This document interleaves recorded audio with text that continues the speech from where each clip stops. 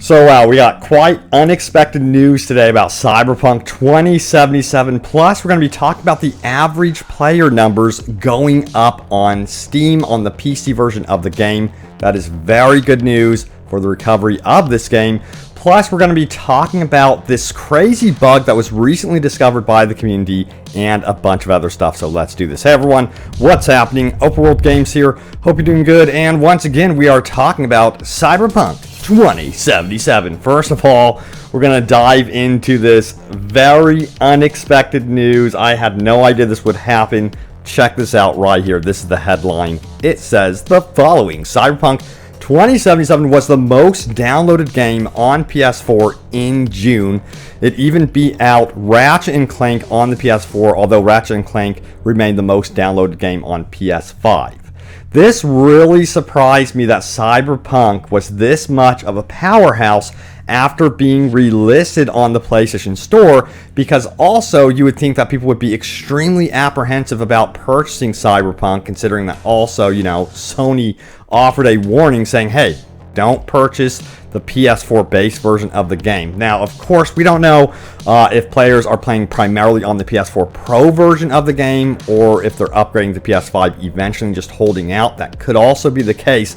But it's really interesting that so many people, despite the controversy related to this game, have decided to purchase Cyberpunk on Sony's PS4 platform. I would have never imagined at all that this game would be overtaking Ratchet & Clank and, some heavy hitters that are out right now. So yeah, that's pretty mind-blowing. Let me know if you were one of those gamers that went out and purchased the game on PlayStation 4 Pro, on the PS4, what have you, when it was relisted on the PSN Store. Now, also, we have some really good news here. Check this out. Cyberpunk 2077's average player numbers have started going up. This is excellent news. And if we go into the actual article itself, it goes on to read the following: after CD Projekt Red's numerous updates, patches, and hotfixes, Cyberpunk is now seeing PC players returning to Night City. The game has been back in the PlayStation Store since June 21st. Now, Cyberpunk made a big splash when it launched back in December 2020, just to rapidly start losing players. Now, 7 months after its original release, things are starting to look up. Now, let's talk about the player numbers now. It says Cyberpunk 2077 Steam charts page has consistently been showing declining numbers of players through 2021, but now one look at the page shows one green line in an ocean of red. The players have started to come back. Steam charts, an ongoing analysis of Steam concurrent players, puts the average player numbers for Cyberpunk during the last 30 days at 9,163, with 11,175 players at Night City at the time of writing. So if we go into this in depth, we can see it's kind of plateaued. However, in the past 30 days, we've seen an increase of a 3% increase. This is a stark comparison to the red that we have been seeing since release for Cyberpunk 2077 in terms of player numbers. So this is really good news. It shows that it's going back into the positives for the actual community itself. That slowly, very slowly, even though it's a 3% gain, it's still a gain. It's something, Now Cyberpunk is not losing its audience. It's actually starting to retain its audience based on the, updates and things like that. So I think that's great news. And it seems like a lot of you are willing to wait it out and see what happens with this game. Now, this is an interesting one. There's people that are really positive about this game, and then, of course, there's, on the other side of the fence, people that are exceptionally negative about the game, and, of course, there's people that are in between. But check this post out right here. It goes on to say this: what exactly is the end goal of the people on the subreddit who can't stand seeing positive posts and who think the game is beyond saving? He goes on to say this, and this was posted, by the way, by Leo Lionhunt. He goes on to say, honestly, whenever someone puts up a post on this subreddit that isn't about bugs and is instead simply appreciating something they saw or felt in the game, there's a specific large group who take offense and start to critique out of context just for the sake of saying how the game is beyond saving when it fails to the core. The core of the game will never change because that's the type of game it is, and if you don't like it, then that's okay as well, since nobody is forcing you. It's simply not your type of game, and this happens to everyone. Some people love first-person shooters, but hate side-scrollers, and vice versa, while others love linear stories and despise RPGs, and vice versa. None of them are wrong to dislike a certain genre. I get why everyone cannot like something, as everyone has different tastes, but why torture yourselves and others in the subreddit of a game which you have no intention of ever appreciating or ever replaying it either? What exactly is the end goal? Ensure that everyone hates it as much as you do? Then what? This is actually a really good point. He says, I'm not saying to turn a blind eye thinking this game is perfect. Yes, there are many ways it can improve, just like every game out there, and feedback is one of the ways to achieve the end product one desires. I was just about to say that feedback is the goal here. It says, but it no longer is feedback when the intent behind is nothing short of hate. These people despise the game for some reason, to an extent that even if CD Projekt Red remakes it exactly how they want it, they still wouldn't be content with the end product and would have the same attitude later. Hence, what's the point of hijacking each post on this subreddit that has nothing to do with bugs, glitches, or negative feedback? Honestly, if you spent a fraction of the effort you make in finding problems in the game in order to despise it and redirect it to just enjoying the experience, you would have a different outlook one day. I'm noticing more and more that there definitely is an audience that is wanting to enjoy this game, and they want to see it succeed, and it's becoming more and more apparent as the game is seeing these patches and fixes. And there's one response here which cracks me up, is from Pindanep, who says, is your question, why are people angry on the internet? And we have Never Look Both Ways says, and or depressed or bored. Yeah, that's basically what it is. You got your people out there, this hate mob. It seems like a hate mob, but honestly it's a bunch of bored people that are really, really hating on the game. And don't get me wrong, there are those of you that are quote unquote hating on the game in the way that you're actually providing legit feedback. So that's a different audience, of course, and I get that audience for sure, that you want to see this game improving. So don't get me wrong there. Now, this bug right here was spotted by Zar Astra, and it says, new bug, I think, and he goes on to show this. It says, new bug, I think, water freezes when you are on a phone call. Try it, everyone. Go in the world and see if this actually happens. If we could replay the video here just a little bit. We fast forward it. You can see the water's moving, but once you enter a phone call, it freezes. I guess this is a new thing. The water physics have gotten worse. No, I imagine they would probably update this in time, with a fix. It's probably a minor bug. I don't know if it's everyone is experiencing or not, but let me know if you find out. Now, also, we have this one right here. A lot of people are thinking about one game since this game has kind of flopped and struggled, and that is Deus Ex. I love this conversation. I want to talk more about Deus Ex right here. It says, so I just started playing Cyberpunk 2077 this past week, and overall I really enjoy it, aside from the constant crashing every 2 to 5 hours. The way everything looks is gorgeous, and the combat can be really fun. Some of the stories and characters are very interesting. Wasn't expecting it to be as dark with the subject matter, but I like it. Problem is, before playing Cyberpunk, I was deep in Deus Ex Mankind Divided playthrough, and that game just plays so much smoother than Cyberpunk 2077. I want to stop there and mention something that I think is really interesting. Is the fact that Deus Ex has that really cool third-person mechanic when you go into cover. Some people don't like that. Let me know what you think, but I think it at least gives you the option to see your customized character, and it would have been cool to see perhaps something like that in Cyberpunk.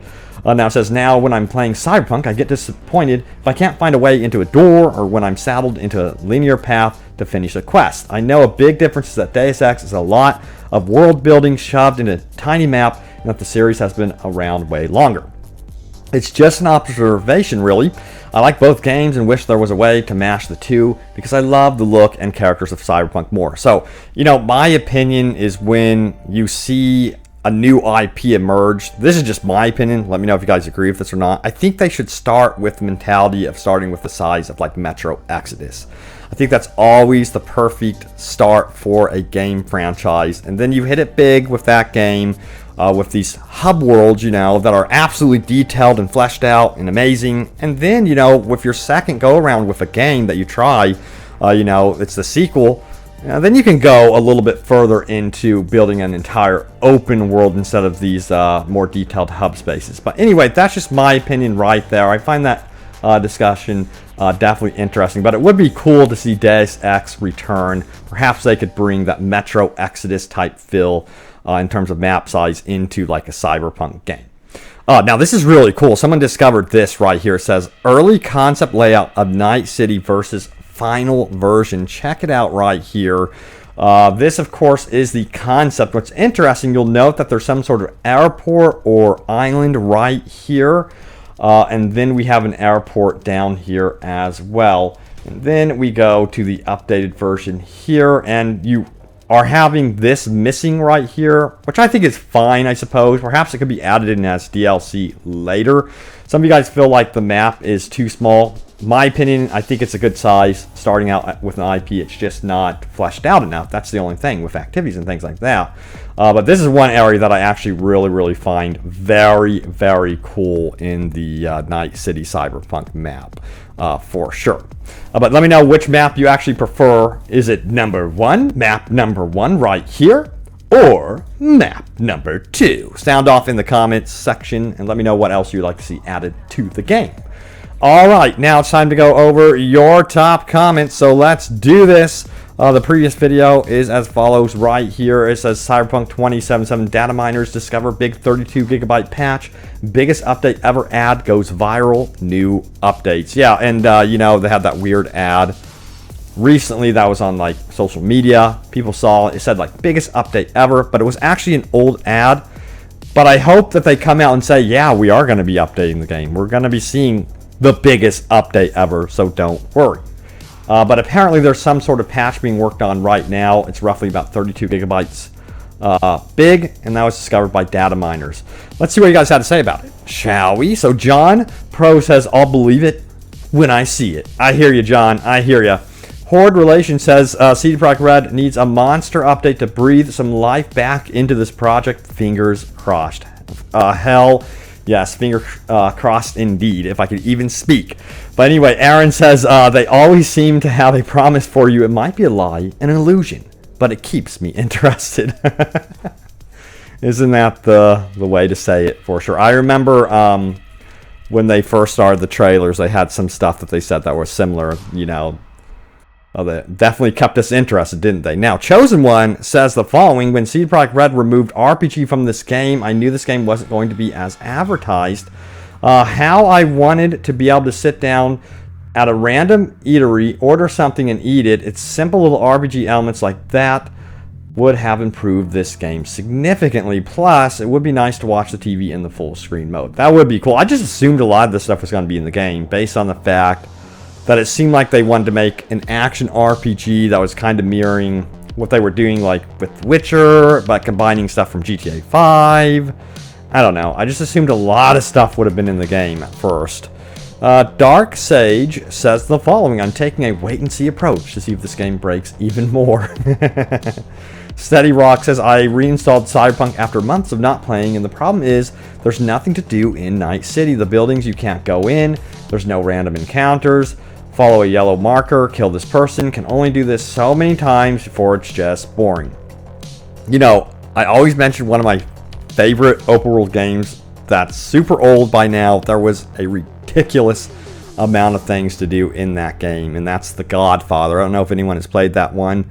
It wasn't actually rated too well when it released. It was very average, but let me tell you what, every block had something to do. Like you could take over a penthouse, you can go into a store, you know, launder money, all sorts of stuff just on one block. And it was basically built where if you walked for 5 minutes, there was something to do. And it's a shame that more games aren't as fleshed out. You know, I can't really find, even in the case of GTA, they're missing features in my opinion. So yeah, the world building for some of these games, in my opinion, needs to get more detailed in what you can actually do block by block. At least that's my assessment. But let's see here. Let's keep going with the comments here. I love Big Brother says, I like Jackie more than Keanu. I bet that's how the game was supposed to go before they went sideways. So yeah, I wonder if Jackie was going to be more in the game, and then Keanu got the contract. That's very interesting. Eye of Center says, I think restoring cut content isn't only inevitable, it's logical. Cut content is stuff that's already half done and in their systems. Absolutely. Says it's a fact that they're planning on releasing free and paid DLC, so it's almost a guarantee that at least some of the pre-made cut content will find its way into the process to save on development time. I gotta agree with that one. Oh, and he actually says, I gotta agree with Murder Hobo Squad about the big expansions, though, especially regarding old-gen console players. People who were so monumentally disappointed might not touch this game again, period. I've always thought that after refunding their money, CD Projekt Red should offer these players a free copy of Cyberpunk 2077 on any system of their choosing. That's never gonna happen. Yeah, so it says if they did this just a month or so before releasing paid DLC, I'd wager most of those players would come back, and most of those people would end up buying the DLC. That's the only real way I can see CD Projekt Red winning back some of those people who completely lost faith in this game after launch. So one thing they could actually do, now that you mentioned like getting people back in the game through free stuff, is perhaps like, I don't even know if this is possible, unlocking the game for free on Xbox Game Pass for the weekend when they do release the big expansion and DLC. So people can tune in to the game, check it out for free for 4 days or whatever, and see if the game's actually working, and then decide if they want to purchase the game. So that's actually possible. It's something they could actually arrange. Who knows? We'll see. But that's a good idea that you have there, Eye of Center.